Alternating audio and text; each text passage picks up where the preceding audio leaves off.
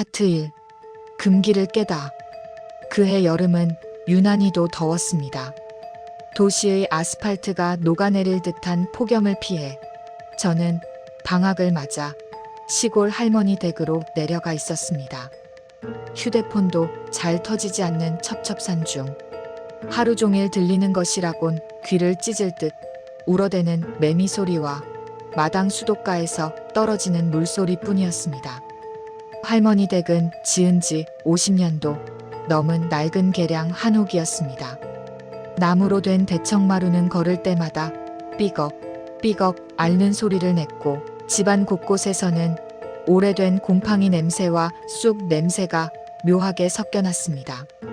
무료함을 달래려 대청마루에 누워 뒹굴던 제 눈에 평소에는 무심코 지나쳤던 것이 들어왔습니다.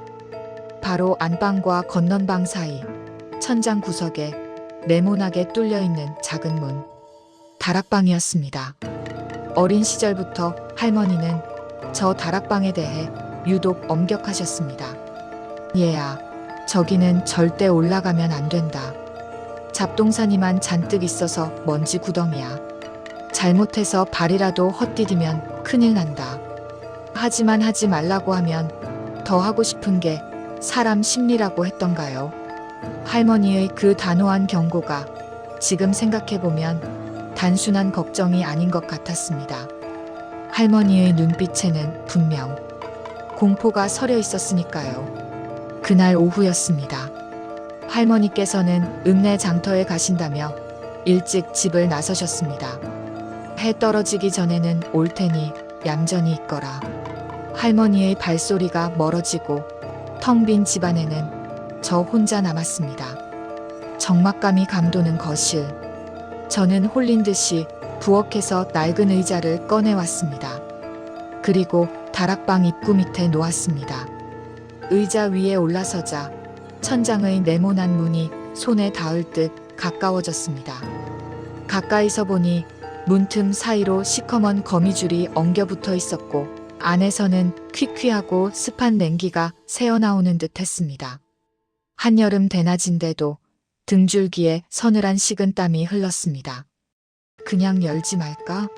하는 생각이 스쳤지만 호기심이 공포를 눌렀습니다. 저는 떨리는 손을 뻗어 녹슨 문고리를 잡았습니다. 손끝에 닿는 차가운 금속의 감촉. 그것은 마치 누군가의 차가운 손을 잡은 것처럼 섬뜩했습니다. 저는 숨을 멈추고 천천히, 아주 천천히 문고리를 돌렸습니다. 파트 2. 어둠 속의 시선. 경첩이 비명을 지르듯 끼익하며 문이 열렸습니다. 문이 열리자마자 묵은 먼지가 하얀 연기처럼 쏟아져 내렸습니다. 콜록거리는 기침을 삼키며 저는 의자 위로 몸을 일으켜 다락방 안으로 머리를 들이밀었습니다. 한여름의 열기가 고스란히 갇혀있는 다락방 안은 마치 찜질방처럼 후끈하면서도 기이할 정도로 서늘했습니다. 어둠에 눈이 익숙해지자 희미한 윤곽들이 드러났습니다. 할머니 말씀대로 잡동사니가 가득했습니다. 짝이 맞지 않는 고무신, 먼지 쌓인 자개장, 녹그릇들. 그런데 다락방 가장 깊숙한 안쪽 구석, 어둠이 가장 짙게 들이운 그곳에 이질적인 물건 하나가 놓여 있었습니다. 그것은 사람 키만한 크기의 거대한 항아리였습니다. 이상한 점은 항아리 주위에 붉은색 실이 칭칭 감겨 있었고 뚜껑 위에는 누렇게 바랜 부적 한 장이 붙어 있다는 것이었습니다. 마치 안에 든 무언가가 밖으로 나오지 못하게 봉인해 둔 것처럼 말이죠. 저도 모르게 홀린 듯 그쪽으로 기어갔습니다. 나무 바닥이 삐걱거릴 때마다 심장이 쿵쿵 울렸습니다. 항아리 앞에 다다랐을 때 저는 맡을 수 있었습니다. 오래된 곰팡이 냄새 사이로 비릿하게 풍겨오는 녹슨 쇠 냄새 같은 것을요. 그때였습니다. 사각사각. 날카로운 것으로 도기를 긁는 소리가 났습니다. 잘못 들은 게 아니었습니다. 항아리 안에서 무언가 딱딱한 것으로 독이 안쪽을 천천히 긁어대고 있었습니다. 사각, 사각. 그리고 이내 아주 작게 속삭이는 소리가 들려왔습니다. 아이와 노인의 목소리가 섞인 듯 기괴한 목소리로 열어줘. 제 귀를 의심했습니다. 공포로 온몸이 마비된 듯 굳어버린 제 귓가에 이번에는 더 선명하게 소리가 들렸습니다. 거기 있는 거 다 알아. 파트 3, 15층까지 따라온 것. 쾅, 쾅, 쾅. 현관문을 급하게 두드리는 소리가 들렸습니다. 얘야, 문 열어라. 나왔다. 할머니의 다급한 목소리가 정적을 깼습니다. 그 순간 항아리 안에서 들리던 긁는 소리가 뚝 멈췄습니다.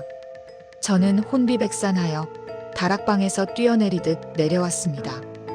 떨리는 손으로 의자를 치우고 아무 일도 없었던 것처럼 현관문을 열었습니다. 할머니는 땀범벅이 된 제 얼굴을 보더니 대뜸 제 손목을 낚아채셨습니다. 할머니의 손은 얼음장처럼 차가웠고 눈동자는 심하게 흔들리고 계셨습니다. 너 다락방 문 열었냐? 거짓말을 할 수 없었습니다. 제가 고개를 끄덕이자 할머니는 바닥에 주저앉으며 가슴을 치셨습니다. 아이고, 아이고, 이 화상아. 거기가 어디라고 문을 열어. 그게 어떤 놈인데. 그날 밤 할머니는 저를 안방에 가두다시피 재우시고는 밤새도록 마루에서 무언가를 중얼거리며 구슬하듯 비셨습니다. 저는 이불을 머리끝까지 뒤집어 쓰고 공포에 떨다 잠이 들었습니다. 다음 날 아침 저는 도망치듯 서울 집으로 돌아왔습니다. 다행히 그 후로 특별한 사고는 없었습니다. 시간이 지나면서 그날의 기억도 그저 한여름의 개꿈이나 환청이었다고 스스로를 안심시켰습니다. 하지만 서울로 돌아온 지 딱 일주일이 되던 날, 잠결에 목이 말라 일어난 저는 거실 구석을 보고 얼어붙고 말았습니다. 저희 집은 아파트 15층입니다. 그런데 베란다, 창문방, 난간에요. 그 시골집 다락방 항아리에 감겨있던 그 붉은 실이 매달려 바람에 흔들리고 있었습니다. 그리고 창문에 비친 제 등 뒤로 익숙한 목소리가 속삭였습니다. 아주 가깝게 속삭이듯 찾았다.